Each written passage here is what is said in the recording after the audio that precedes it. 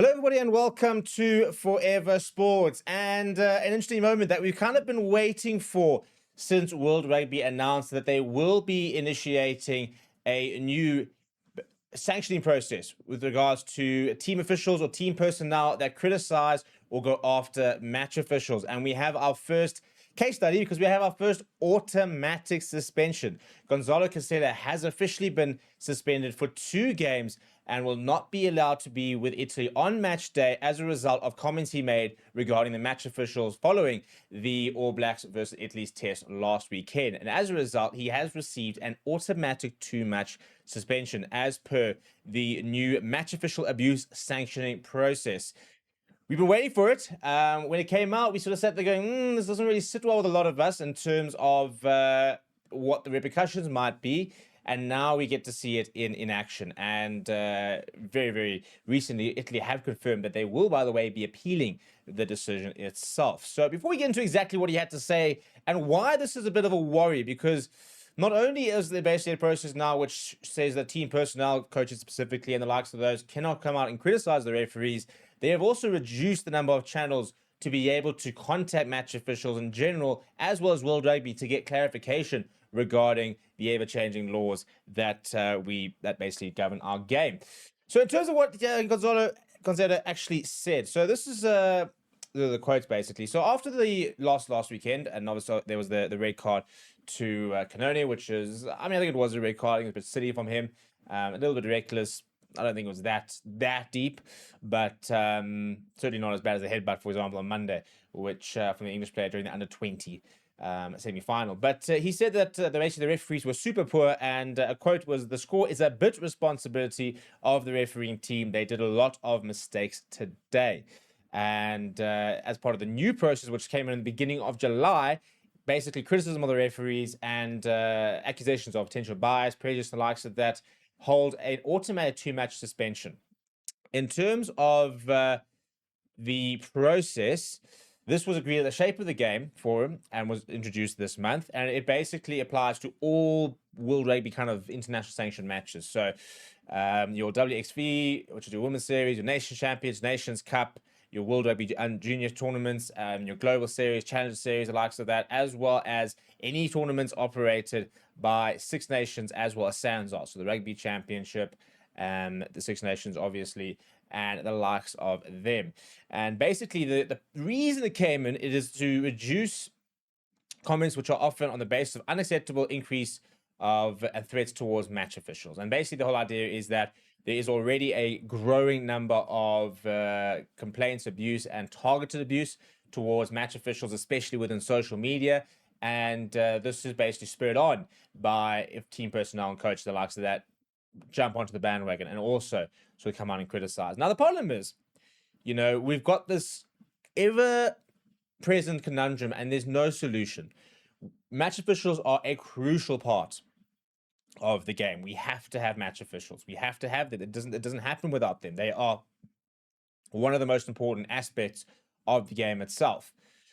We also have an incredibly complicated set of rules at the moment, which I think is making match officials' jobs harder than it ever has been. We then also have a situation where it is not apparent what the match officials' review and match officials' or penalty system, really, or the repercussions of poor performance are. That is all kept very much under lock and key with regards to any internal reviews and the feedback session as well. We also now have the rise of social media, and basically we've created this cauldron where, the referees become the cornerstone of most conversations. And it's true, I cannot tell you the last time I watched a rugby match where there wasn't a referee comment in the channel comments, where I've gone to the pub and somebody hasn't made a comment like, "Oh, ref, man," type of thing. And a lot of the times, it's actually sometimes a lot of the time fans who actually don't understand the laws. Sometimes it is 50-50 calls, and sometimes the referees do get it wrong. And they'll always get it wrong. They'll make mistakes, just as players drop balls. Referees will make mistakes as well. And I think the main thing is that it's consistency. We're not chasing the perfect match official. We're not chasing the perfectly officiated game. We are chasing consistency. We are chasing a situation where a law is interpreted the same for one team as the other team. Because when the discrepancies creep in, that's where the anger comes. When somebody has an infringement and gets penalized for it, and another player does a similar infringement from the other team and doesn't get penalized for it, that's where suddenly we create the muddiness, the ambiguity, the doubt in what the laws are and how the laws are being applied. And the biggest problem is obviously there's always going to have to be a lot of room for interpretation when it comes to match official. And one match official will see some things in a certain way that other match officials won't. And that is also, again, it's an inevitability to a certain degree. This is why we're trying to bring in more TMOs, for example, more technology, but that's also been found to now slow down the process, as well as issues where, for example, the host broadcaster was basically influencing referees by continuously playing certain incidents on the screens. So as a result, we've moved TMOs to a neutral location. They'll have all the different angles, but the referee's not going to be swayed by what they see on a TV within the stadium itself. So there's lots of different sort of processes being put in place to try and enhance officiating, but I don't think we've really taken much of a step forward. In fact, I think we've just made it more difficult. I think that we don't use the technology again, consistently. I don't think we use the TMO effectively. I don't think we use the replays effectively as well. I don't think referees use it in the same way as well. So we kind of sit here with a very, very awkward situation. And at the same time, what Rassie Erasmus has been saying is that not only have we created a situation where I think match officiating is harder than ever, and there's a lot more errors or a lot more pressure on referees, but we've created a system where team personnel and coaches cannot criticize them, but at the same time, World Rugby have also reduced the reporting lines. They've made it more difficult than ever to speak to match officials. So what Rassie was saying is that if you want to speak to a match officials as a coach, you can only do it on match day, and only if the other coach agrees or requests a meeting, and then the three of you basically meet, all the entire referee team and the two coaches.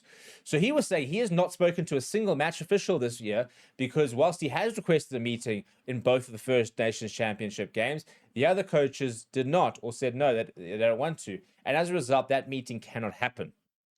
Similarly, they've also reduced the amount of feedback you can provide. So previously, you would send videos and clips. We've obviously always seen the Rassie Erasmus one from 2021, the very contentious one. There are also other ones that go on. For example, I've seen one being done by Felix Jones and the likes of that, where they can basically highlight instances during the matches. They submit this to World Rugby and essentially kind of ask for feedback and say, what's happening here? Why wasn't this blown? Why wasn't this, this decision given? There seems to be inconsistency here. And the whole point of that is to provide continuous feedback to get clarity from a team perspective so you can understand, okay, well, this is why.